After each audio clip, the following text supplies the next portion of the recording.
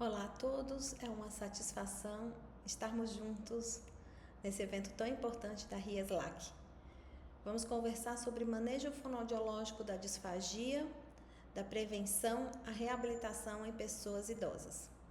Declaro não haver conflito de interesse em minha apresentação. A alimentação deve ser segura e prazerosa em todo o curso de vida. A deglutição tem um papel fundamental na alimentação e, como profissionais da equipe de atenção à pessoa idosa, devemos sempre nos colocar no lugar do outro. Vidas idosas importam. A alimentação prazerosa na velhice importa. Como fonoaudiólogos, enfrentamos diariamente o desafio de avaliar e gerenciar essas questões, buscando promover segurança e qualidade de vida dos nossos pacientes.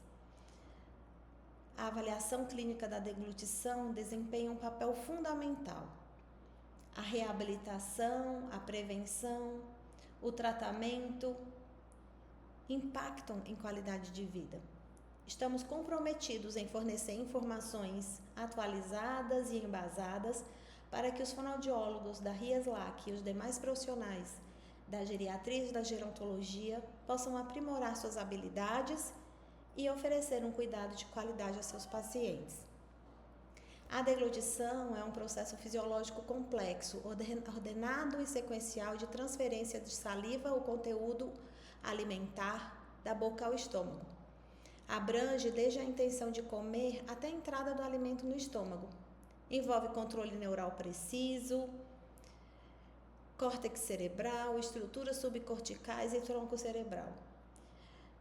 Tem a finalidade fundamental de propulsão do alimento, mas ainda tem a função de servir como um mecanismo protetor para o trato respiratório, evitando assim pneumonias aspirativas.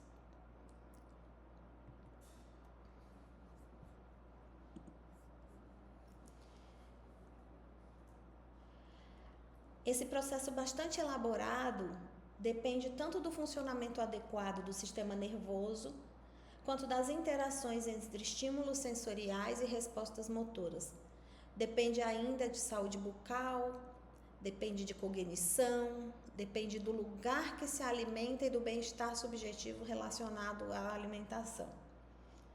Envolve diferentes fases: antecipatória, preparatória oral propriamente dita, faríngea e esofágica. Essas fases são divididas didaticamente para que possamos melhor compreender todas as questões envolvidas nessas fases e de que forma podemos intervir, identificar, prevenir, reabilitar e cuidar em todo o curso de vida dessas questões relacionadas à deglutição.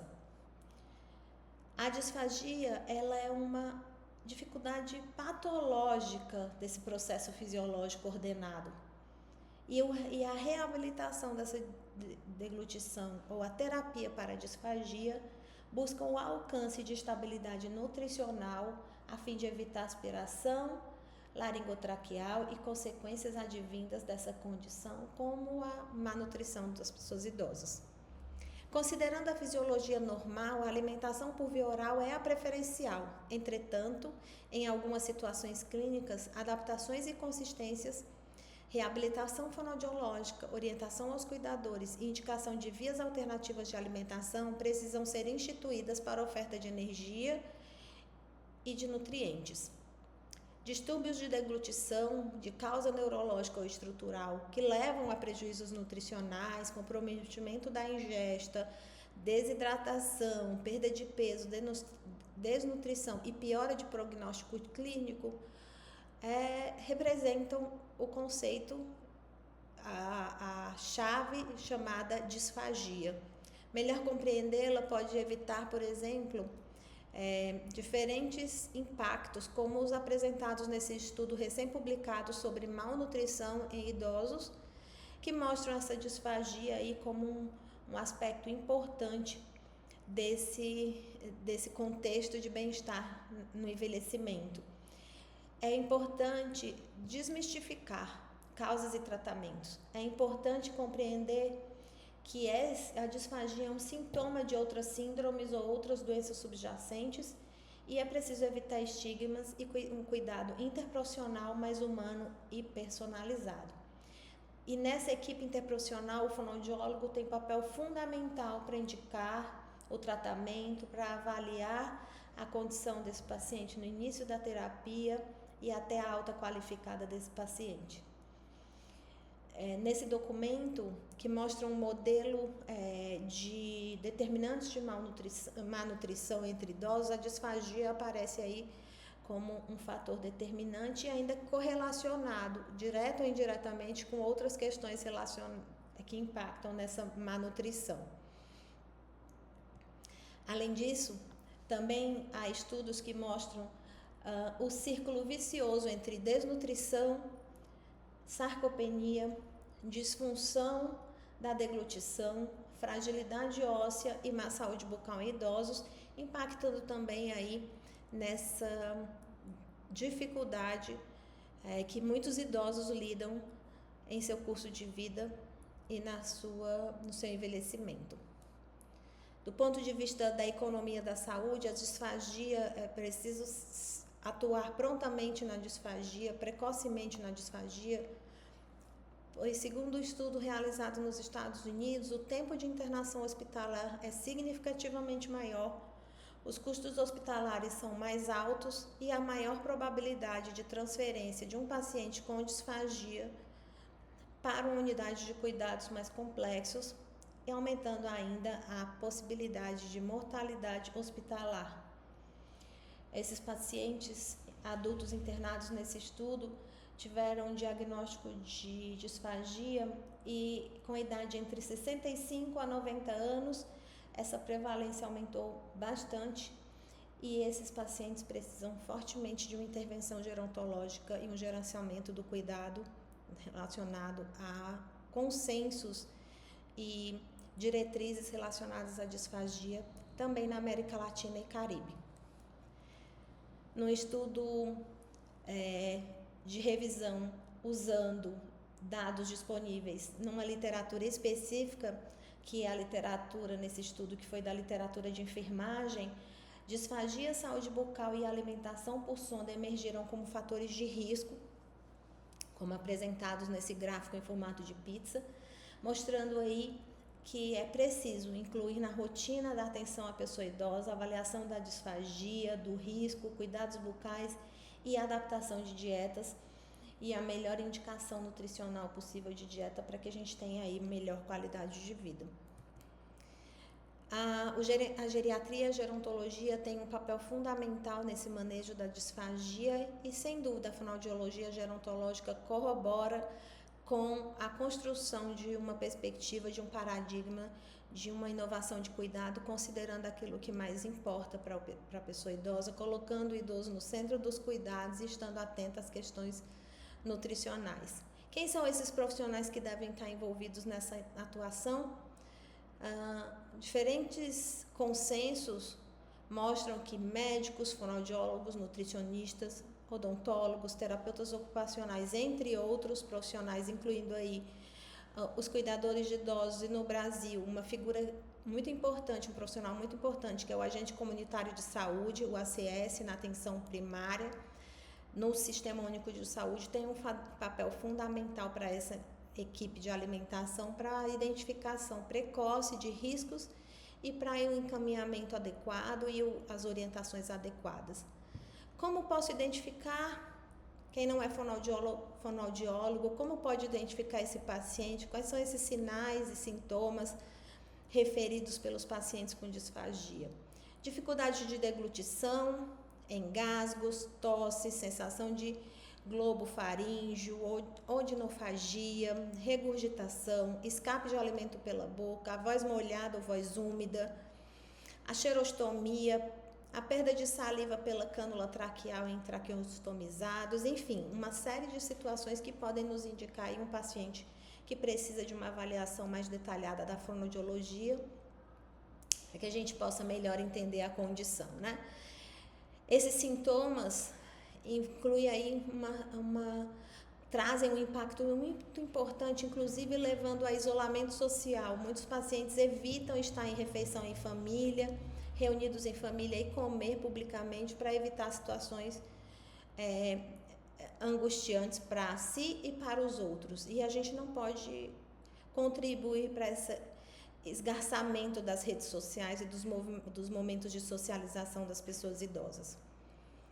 Diferentes exames são utilizados para a gente fazer essa avaliação na fonoaudiologia, desde exames clínicos até exames mais complexos, né, de custos mais altos, como a videofluoroscopia, que pode nos mostrar a presença de escape oral, a presença de estase em região faringolaríngea, penetração do alimento em pregas vocais, até mesmo a microaspiração laringotraqueal, mostrada aí nessa imagem que os senhores podem ver no quadrante da letra C.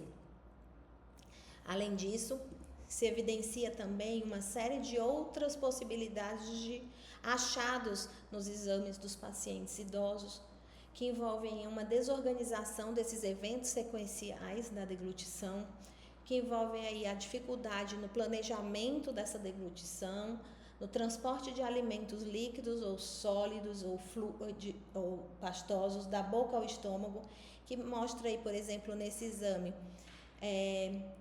escape oral, alterações, tempo prolongado para completar o processo de deglutição, deglutições repetitivas, uma desorganização, alterações na dinâmica dessa deglutição, né, até a penetração e a aspiração desse líquido, mostrando aí um risco grave para esse paciente.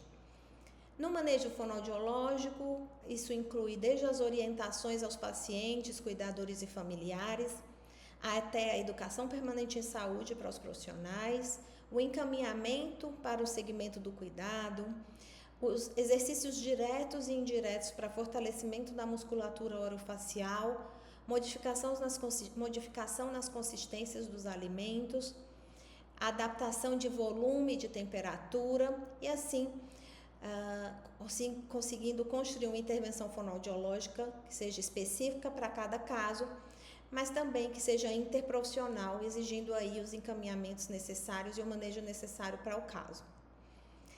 Na programação terapêutica de curto, médio ou longo prazo, há treino com oferta mínima alimentar, treino de manobras, exercícios de proteção de via aérea, automação de manobras, efetivação de mastigação com diferentes tipos de consistência, até que a gente consiga chegar na necessidade mínima de manobras adaptativas para que esse paciente tenha independência para a alimentação e seja capaz de alimentar-se e socializar em diferentes ambientes e contextos. Nos programas de gerenciamento da disfagia, além das modificações específicas de dieta, a literatura fonoaudiológica e gerontológica nos mostra sobre a importância da orientação para posturas na oferta do alimento, planejamento do cuidado ao idoso, construção de conhecimento para tomada de decisão, que inclua o paciente no centro desse cuidado. A intervenção fonoaudiológica ainda se apoia em diferentes recursos tecnológicos para avaliação das alterações, desde a análise acústica dos tons da deglutição, eletromiografia de superfície, videofluoroscopia da deglutição, entre outros. E para a terapia fonoaudiológica, atualmente nós dispomos tanto das terapias mais tradicionais, né, com os exercícios diretos, e o uso de estimulação tátil-térmica gustativa, exercícios de trato vocal semi-ocluído, treino muscular, treino de força de língua, até outros recursos como eletrofonoterapia, neuromodulação, fotobiomodulação e biofeedback. Ademais, há também um movimento internacional para que a gente possa ter uma consistência e uma linguagem padronizada para os testes de consistência desses alimentos e adaptação de dietas. E aí a gente tem, por exemplo, a iniciativa ITSE, muito forte em todo o mundo, e que o Brasil tem conversado bastante, né? Esse grupo de trabalho tem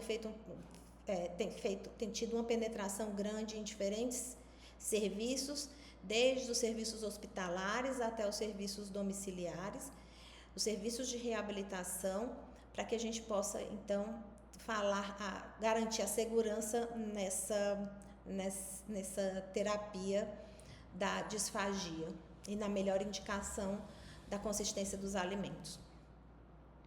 Com relação aos graus de disfagia, né, esses graus de disfagia da avaliação permitirão que a dieta seja melhor sugerida e que os pacientes, seus familiares e seus cuidadores, quando falamos de idosos institucionalizados, possam ter uma dieta melhor prescrita e melhor ofertada para essas pessoas.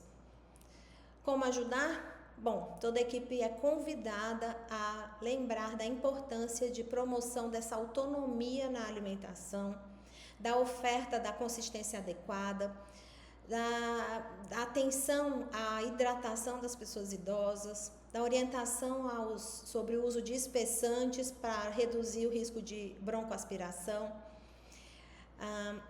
as técnicas para oferta segura, o controle do ambiente para evitar distratores na hora da alimentação e a adaptação de utensílios, higiene bucal, saúde bucal, enfim.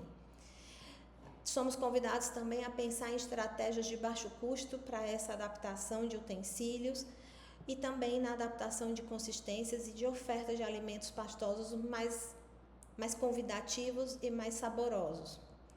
Ademais, no Brasil, o dia 20 de março foi instituído como uma data importante que trata de sensibilizar diferentes setores da sociedade, tanto profissional quanto comunidade, para que a gente possa estar atento às questões do diagnóstico precoce da disfagia nos vários ciclos de vida.